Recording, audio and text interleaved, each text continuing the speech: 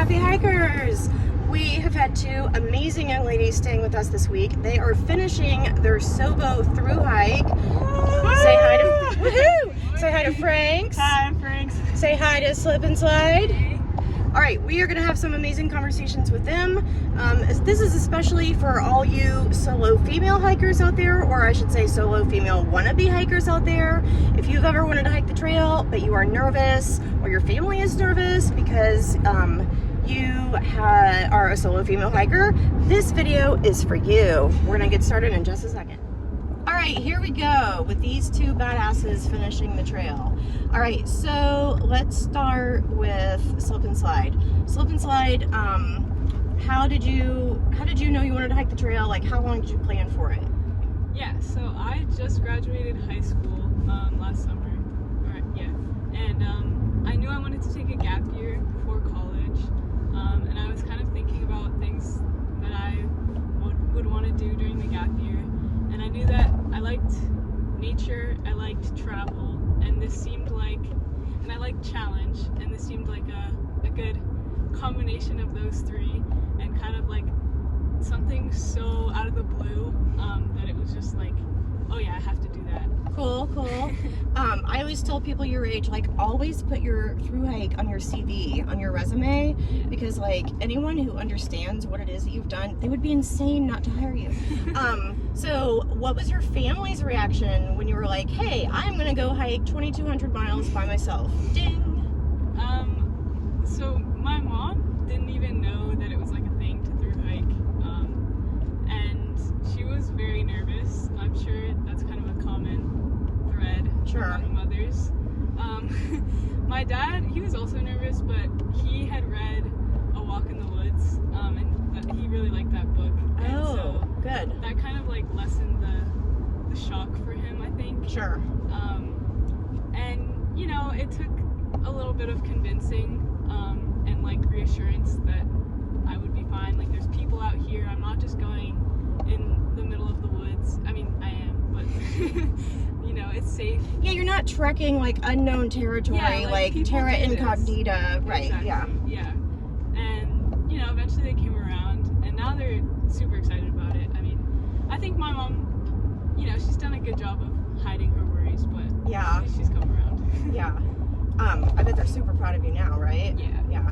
And Franks, what about you? How long did you plan this? How did you know you want to do it? Go. So I just graduated college, and I wasn't quite sure what I wanted to do after college, so I was like, why not hike in the woods for 5 months and think about it? So my friend from high school and I, we kind of planned to do it together for about 6 months before leaving. She didn't make it very far. She quickly realized it wasn't something she wanted to do after hiking Katahdin, which is valid, like, it's not for everyone. And what was your family's reaction when you were like, hey, I'm gonna go hike 2,200 miles by myself, see ya? My mom was like, no, you're not. My dad was super excited though, because this is kind of like one of his dreams that he like hasn't had time to do yet. Yeah. So as a solo female hiker, did you have any challenges that you came across as a solo female hiker, and how did you tackle those? Frank, I'll start with you. Well, my only worry kind of coming in was hitchhiking to town, especially when I was alone, because like I heard not everywhere there's cell service, and like there's not Uber, obviously, everywhere. So I was kind of nervous about resupplying. Honestly, I didn't have that many worries because I knew there was going to be people around all the time. And after hiking the 100-mile wilderness in Maine and seeing a bunch of other solo female hikers, my worry, like any worry I had, quickly went away. Oh, cool. So how much did you end up? Now you guys met in Pennsylvania, right? Yeah. Okay. How much of the time did you spend hiking and camping at night by yourself? Like, if you had to guess, like how many days or? Between the end of Vermont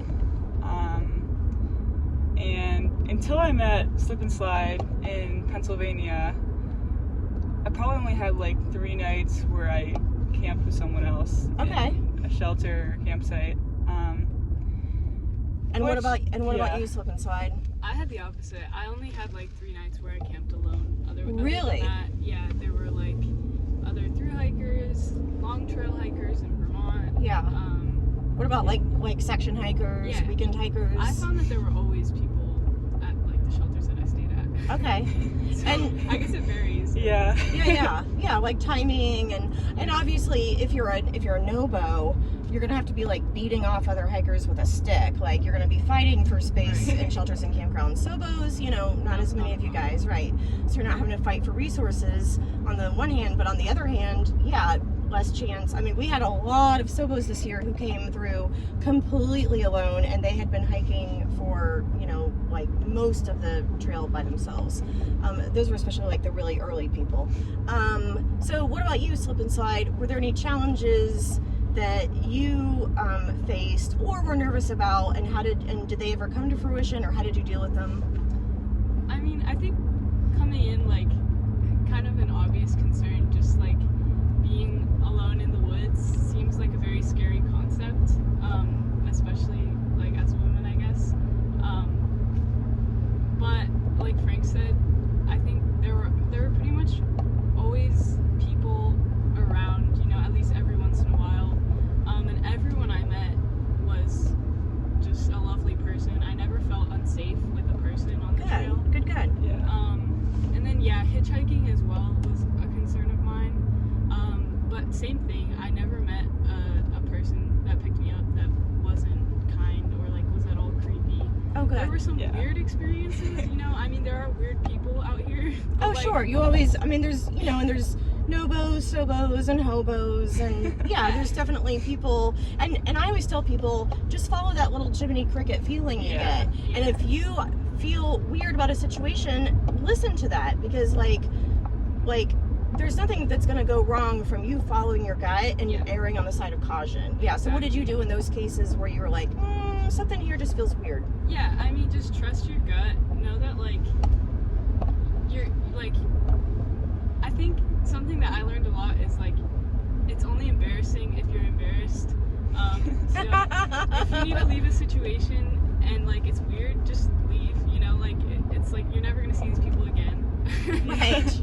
So just do what feels right for you, and just trust your gut, and that's really, Yeah, do you think that's harder for women to be, I don't want to say like to be rude, but like if you're in a situation where like I am not interested with hiking with this person or with these people, like do you think it's harder do you think guys maybe have an easier time of being like, yeah, I'm out, they don't need a reason or excuse, they just walk away? I talk to a lot of women and they like are afraid of being rude or perceived as being, like witchy. Yeah, I get that. Really? And how did you guys handle that? Like, I think that is a common thing among women.